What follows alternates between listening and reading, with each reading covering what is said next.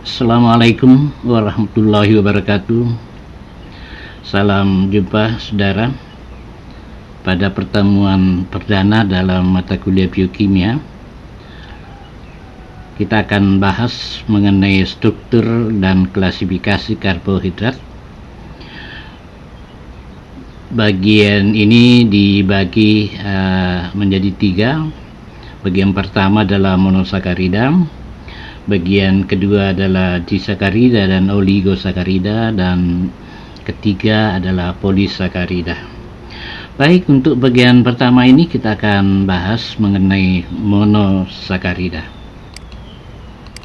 Saudara, di akhir pembahasan ini saudara diharapkan bisa menguasai sejumlah hal. Yang pertama adalah mendefinisikan dan mengklasifikasikan karbohidrat, mengelompokkan monosakarida, menggambarkan struktur karbohidrat khususnya untuk proyeksi Fischer dan Howard, kemudian menjelaskan beberapa stereoisomer, dan terakhir adalah pentingnya monosakarida.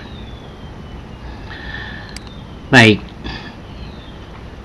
saudara, karbohidrat adalah salah satu makromolekul yang dibahas di dalam biokimia. Sebelumnya saudara sudah belajar tentang protein dan asam nukleat. Nah, karbohidrat dalam keberadaannya memiliki paling tidak 4 fungsi utama. Yang pertama itu adalah sebagai sumber energi, baik sebagai sumber energi instan maupun sebagai cadangan energi. Yang ketiga adalah memberikan dukungan struktural, khususnya pada tingkatan sel, membran sel, dan atau dinding sel. Kemudian sebagai molekul informasi, dalam hal ini karbohidrat khususnya gula pentosa, ribosa, menjadi komponen dari asam nukleat. Sebagai gambaran umum, saudara, kita akan bahas pertama mengenai klasifikasi karbohidrat. Klasifikasi ini menurut jumlah unit gula yang menyusunnya. Yang pertama adalah monosakarida. Ini adalah gula sederhana, tidak bisa lagi dihidrolisis lebih lanjut, dan hanya terdiri dari satu unit monosakarida. Disimbolkan seperti ini.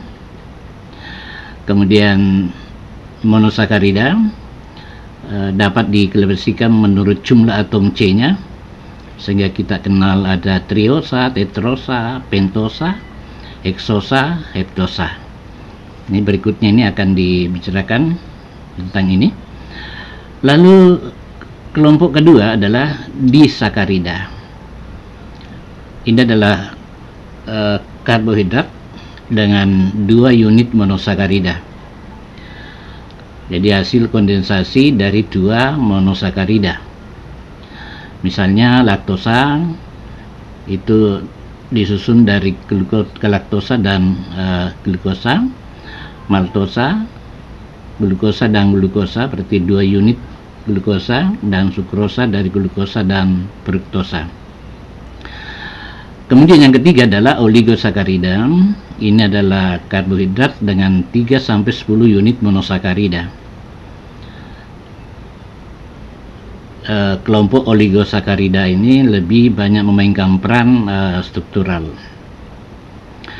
Saudara, dalam beberapa referensi saudara mungkin akan menemukan nanti klasifikasi yang menggabungkan antara disakarida dengan oligosakarida, termasuk jumlah unit pembentuknya.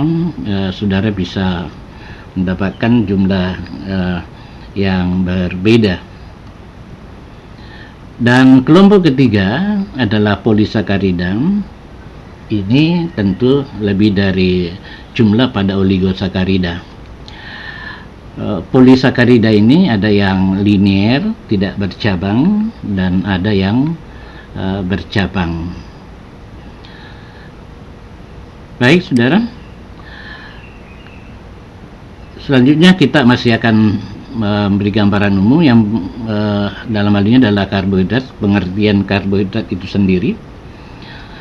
Kalau dari unsur pembentuknya, unsur itu adalah unsur karbon, hidrogen, dan oksigen. Namun pada beberapa contoh karbohidrat ada unsur lain, misalnya nitrogen pada kitin, satu jenis polisakarida. Nama karbohidrat itu sendiri sesungguhnya tergambar dari rumus empirisnya, itu adalah hidrat karbon. Hanya saja bahwa definisi ini tidak selalu tepat. Artinya tidak semua polisakarida dapat digunakan dengan rumus CnH2ON. Kemudian ini adalah pengertian yang lebih bersifat struktur, bahwa karbohidrat itu adalah polihidroksialdehid atau polihidroksiketon. Jadi dia senyawa aldehid atau keton dengan banyak gugus hidroksil. Nah, kalau Anda perhatikan, ini adalah 4 contoh struktur kimia gugus aldehid, tandai dengan ini adalah gugus aldehid, lalu ini adalah gugus keton, berarti ini adalah aldehid dan ini adalah keton. Kemudian ada banyak gugus hidroksil yang bisa terdapat pada satu molekul karbohidrat. Seperti ini ada 1, 2, 3, 4, dan 5. Demikian pula dengan gambar ini. Inilah yang kemudian memberikan nama poli, berarti banyak, polihidroksi, banyak gugus hidroksil pada satu senyawa dengan gugus aldehid, berarti polihidroksialdehid. Kalau gugusnya adalah gugus keton, maka namanya adalah polihidroksiketon. Jadi ini adalah polihidroksiketon dan ini adalah polihidroksialdehid. Baik. Nah, ini klasifikasi tadi yang sudah disebutkan, bahwa berdasarkan pada jumlah atom karbon ya pada monosakarida. Ini untuk monosakarida. Bila atom karbonnya 3 namanya triosa, 4 berarti tetrosa, 5 berarti pentosa, 6 berarti heksosa, dan 7 adalah heptosa. Ini untuk monosakarida. Masing-masing dengan contoh untuk setiap senyawa atau kelompok menurut jumlah atom C-nya. Jadi misalnya yang triosa itu adalah gliseraldehid dan dihidroksi aseton. Kemudian yang misalnya pentosa dengan 5 atom C, ini yang pasti sudah Anda kenali, ribosa, yang merupakan salah satu jenis karbohidrat yang menyusun DNA maupun RNA. Baik, saudara, kita teruskan. Nah, karena pengelompokan tadi terbagi dua, ada satu menurut jumlah atom C-nya dan menurut gugusnya. Maka ini adalah satu cara untuk lebih Anda memahami penamaan menurut gugus dan jumlah atom C. Ya. Gugus sekaligus jumlah atom C. Nah, Anda perhatikan ini adalah senyawa karbohidrat dengan gugus aldehid dengan 3 atom C. Kemudian kita sebut sebagai aldotriosa. Aldotriosa adalah gugus aldehid dengan 3 atom C. Kemudian ini adalah aldotetrosa, gugus aldehid dengan 4 atom C tetrosa. Selanjutnya dengan 5 atom C aldopentosa, dengan 6 aldoheksosa, dan dengan 7 berarti aldohepsosa. Oke, mohon dicermati. Nah, selanjutnya kita akan bahas mengenai struktur isomer. Saudara, kalau memperhatikan dengan cermat struktur satu senyawa karbohidrat, khususnya monosakarida, yang pertama ini adalah glisaldehid dengan gugus COH. Demikian juga dengan ini adalah gugus COH. Lalu kemudian Anda perhatikan bahwa atom C selanjutnya, kecuali yang terakhir, itu keempat lengannya, kita sebutkan ini lengan, itu mengikat 4 komponen atau gugus yang berbeda satu dengan lainnya. Dan atom C yang seperti itu kemudian disebut sebagai karbon asimetris atau karbon chiral. Jadi ini glisaldehid dengan karbon chiral atau asimetri 1. Lalu kemudian ini adalah heksosa. Mari perhatikan satu contoh karbon chiral, karena pada atom C3 kita berikan penomoran, ini C1, 2, 3, 4, 5 dan C6.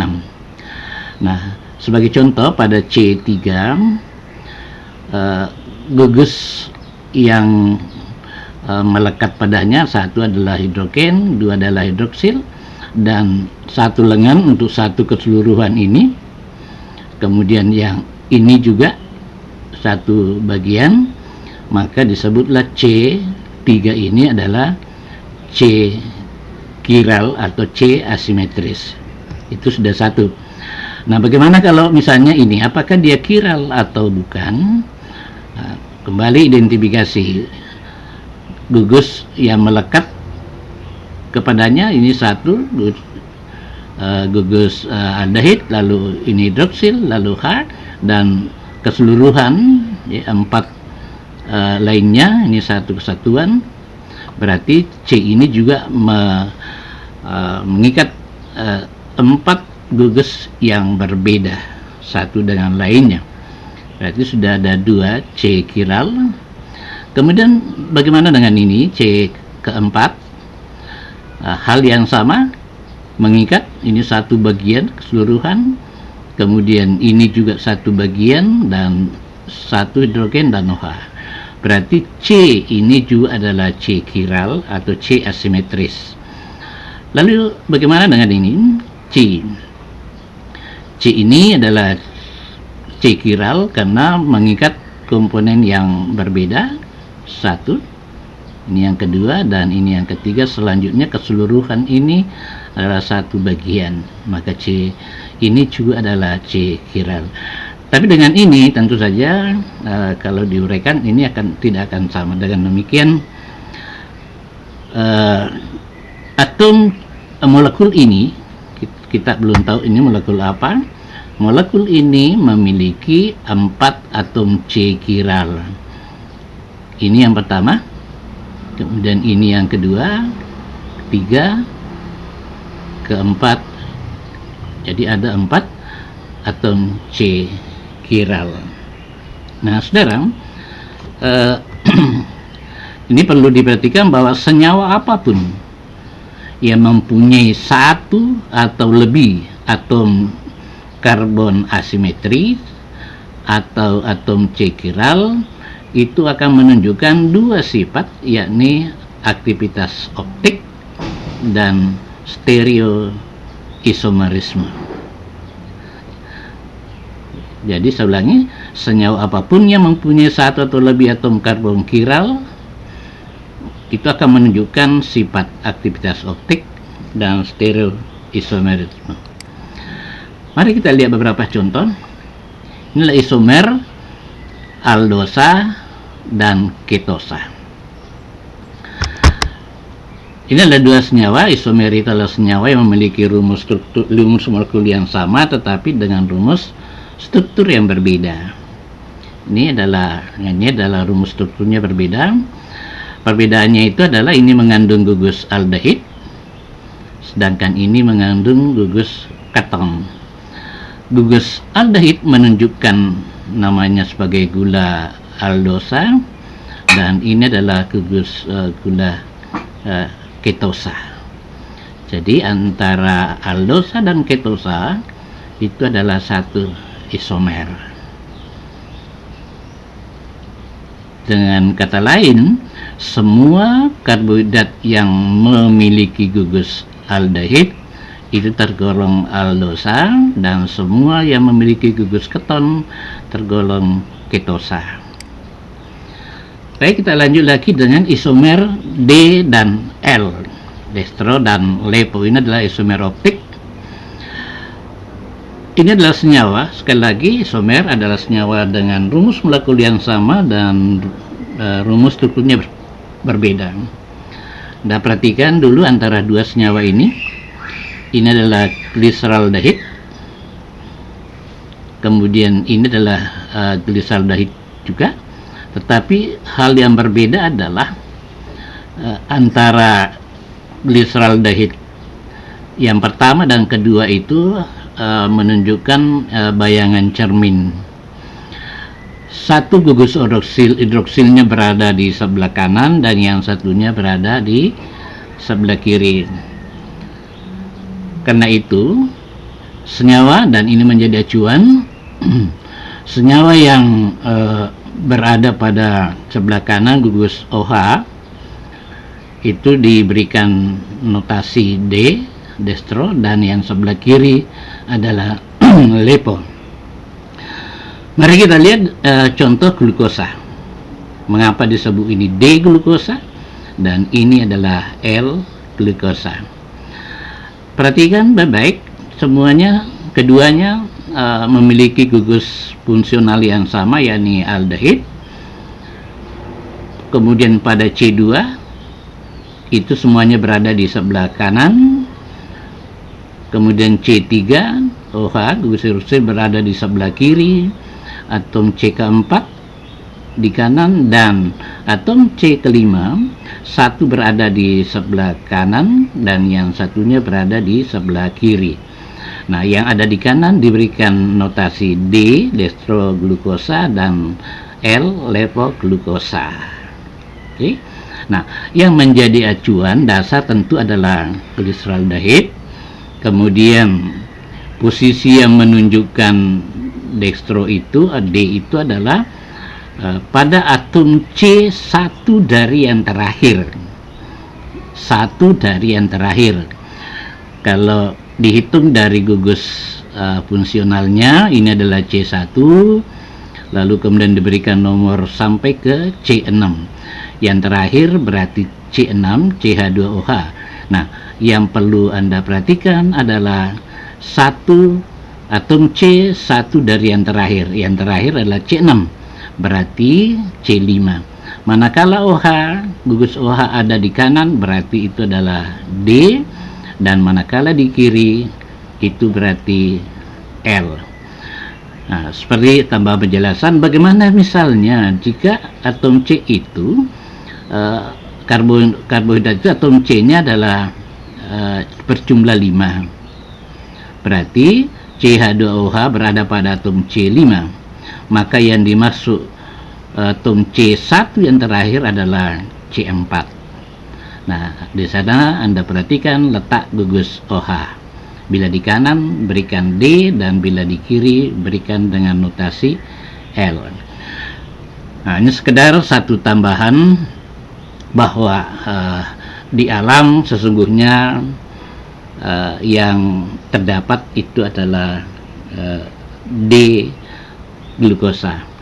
Oleh karena itu, pada pembahasan selanjutnya Anda akan selalu menemukan tulisan D glukosa. Baik, yang ketiga adalah epimer. Epimer adalah senyawa yang memiliki rumus kimia yang sama. Ini rumus kimianya sama, tetapi berbeda dalam pengaturan spasial pada satu pusat kiral. Nah, tadi sudah dijelaskan, ini pusat kiral, ini pusat kiral, C4 pusat kiral, C5 pusat kiral. Demikian pula dengan dua struktur lainnya ini.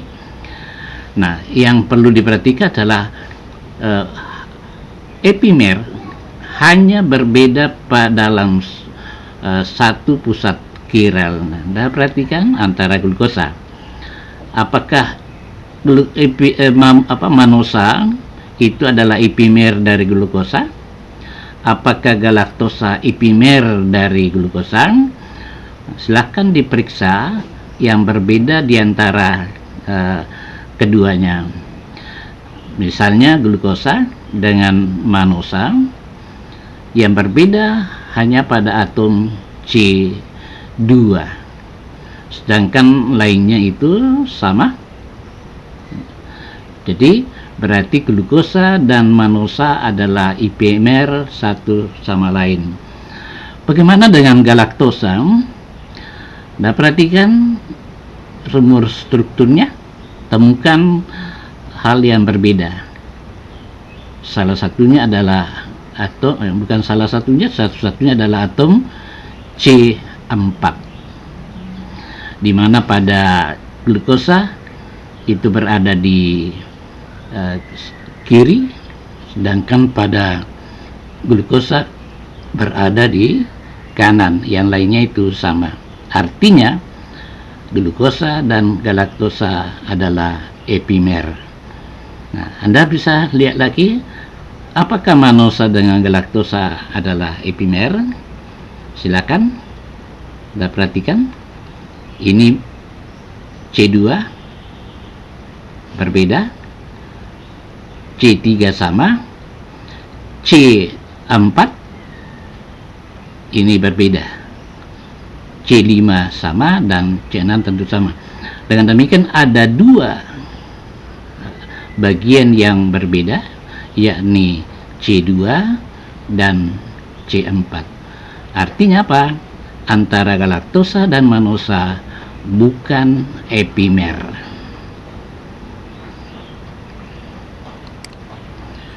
Baik, yang selanjutnya adalah anomer alfa dan beta. Anomer alfa dan beta. Nah, mari kita perhatikan molekul glukosa. Sekali lagi, D diidentifikasi dari gugus OH pada atom C1 dari terakhir, berarti C5. Ini sesungguhnya akan mengalami satu proses siklisasi. Siklisasi, perubahan bentuk, perubahan struktur antara atom gugus hidroksil dalam pengaturannya, kemudian membentuk siklisasi bentuk siklik bundar. Pada akhirnya itu akan menghasilkan dua hal yang berbeda.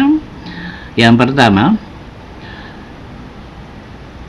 pada struktur ini gugus OH pada C1 berada pada bagian bawah, sedangkan pada molekul yang satu ini gugus OH berada di sebelah atas. Yang lainnya itu sama saja, hanya berbeda pada C1. Nah, OH yang berada di bagian bawah diberikan notasi alfa, sedangkan bila berada di bagian atas gugus hidroksil ini maka diberikan notasi beta. Ya. Jadi alfa dan beta terkait dengan posisi gugus hidroksil pada atom C1. Sekali lagi, pada atom C1. Dalam pembahasan berikutnya, saudara akan banyak sekali membicarakan atau menggunakan notasi ini.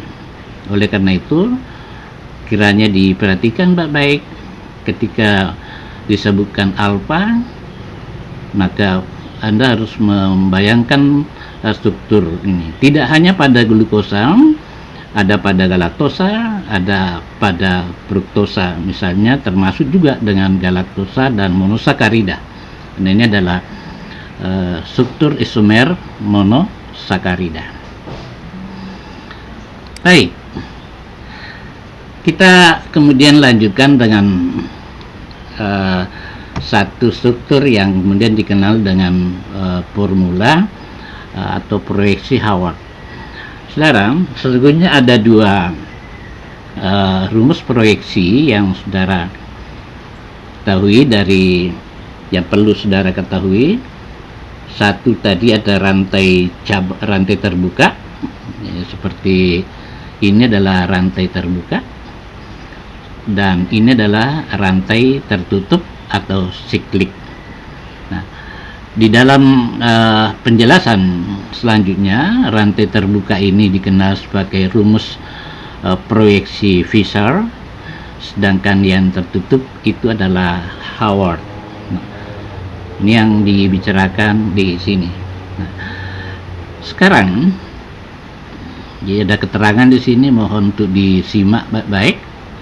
Tidak saya bacakan, dan silakan nanti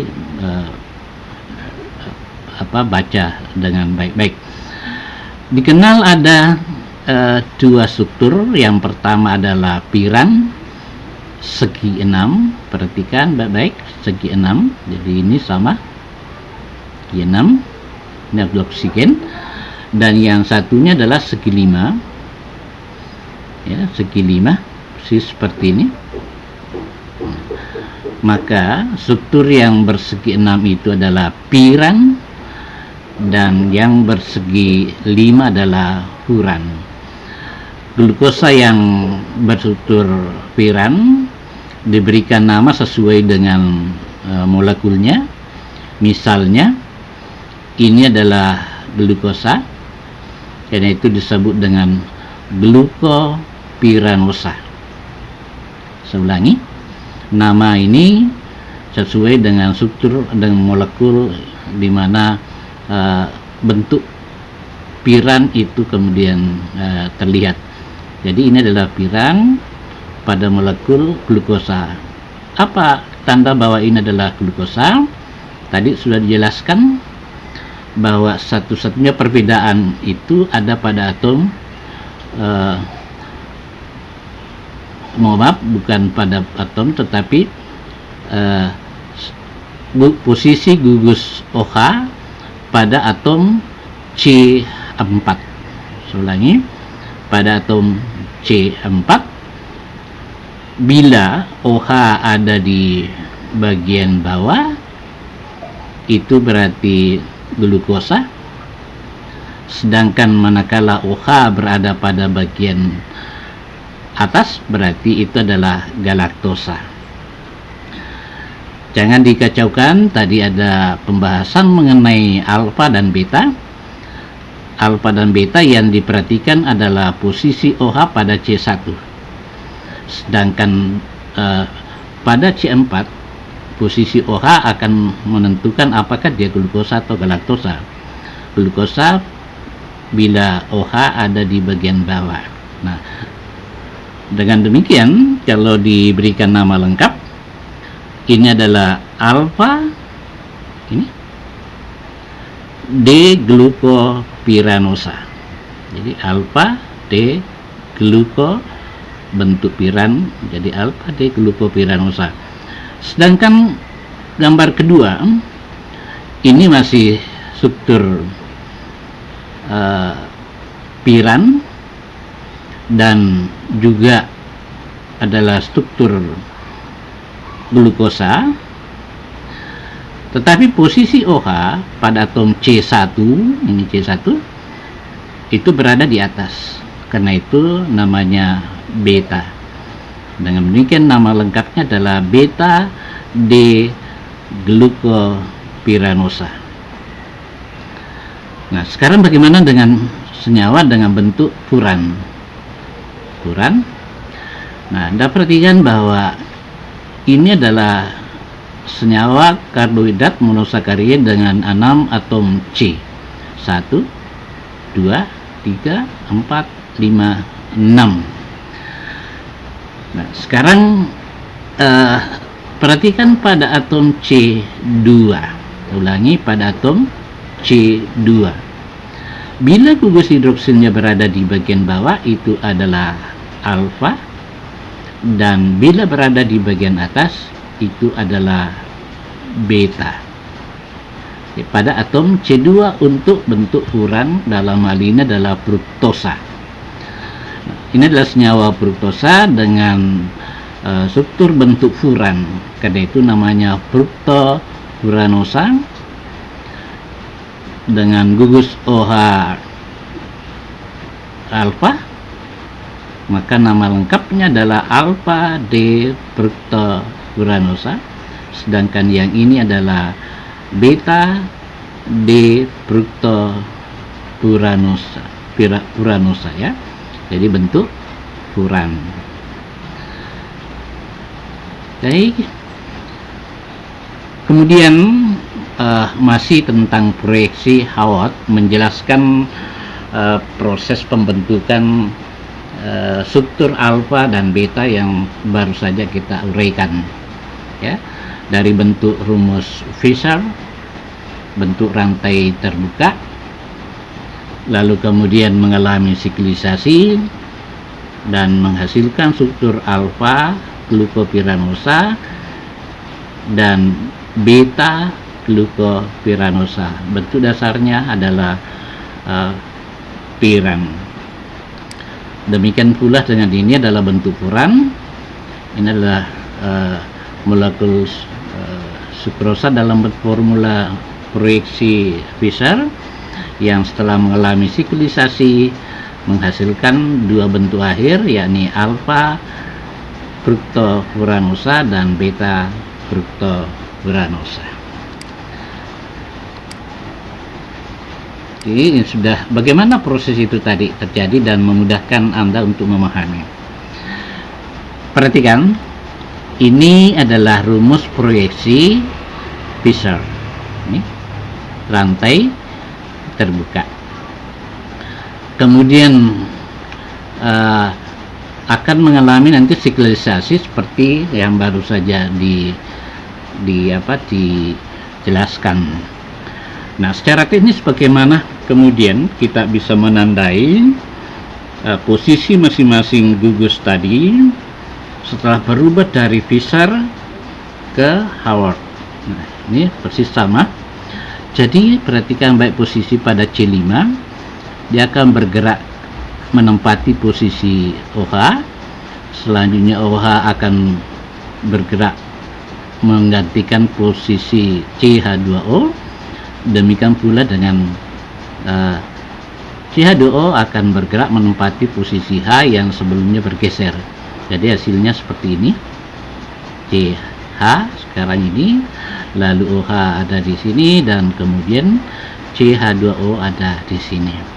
Nah, diperhatikan baik-baik sederhananya, semua yang ada pada struktur cincin di sini, ini struktur cincin yang berada pada bagian kanan dari rumus Fischer, itu akan berada pada bagian atas dari rumus Haworth.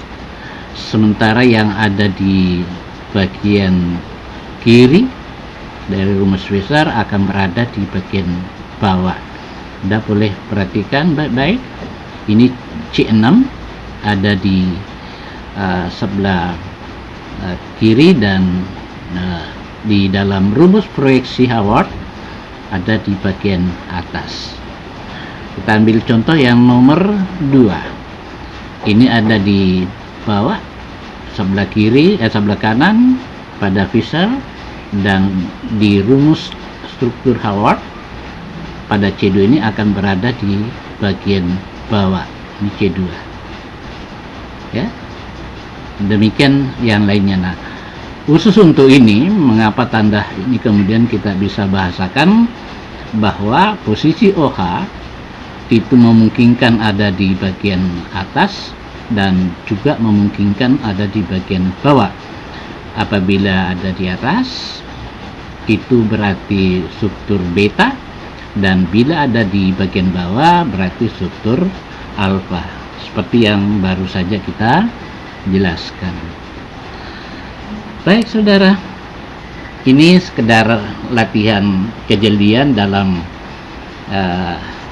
memahami materi. Ini ada 6 struktur molekul.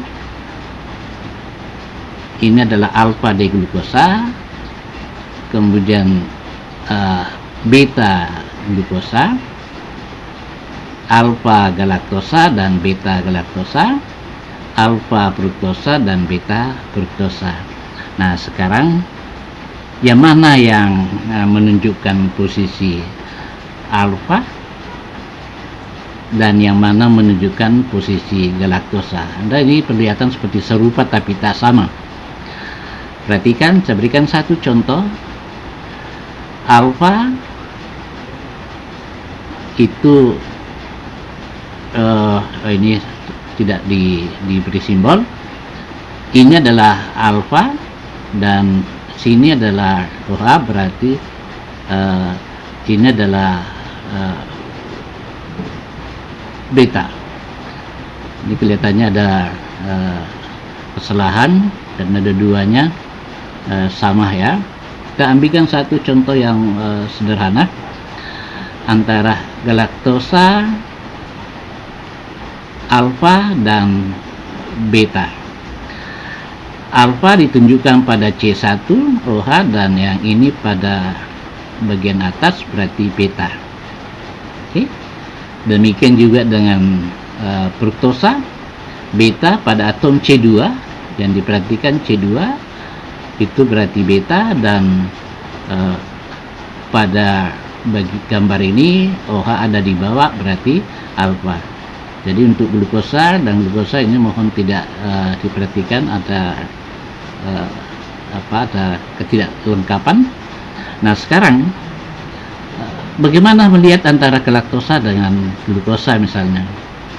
Tadi sudah saya jelaskan dalam posisi Haworth seperti ini. Perhatikan saja pada atom C4, yang lainnya itu sama semua.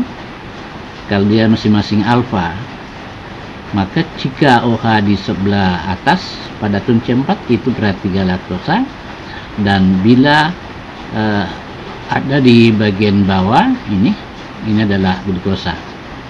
Ini juga salah, ini adalah glukosa.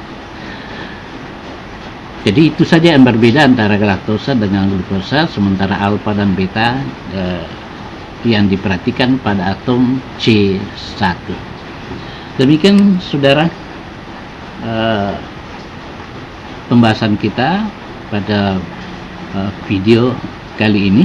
Pada video selanjutnya akan dibahas mengenai struktur disakarida dan oligosakarida, dan pada video ketiga dibahas struktur polisakarida. Demikian, assalamualaikum warahmatullahi wabarakatuh.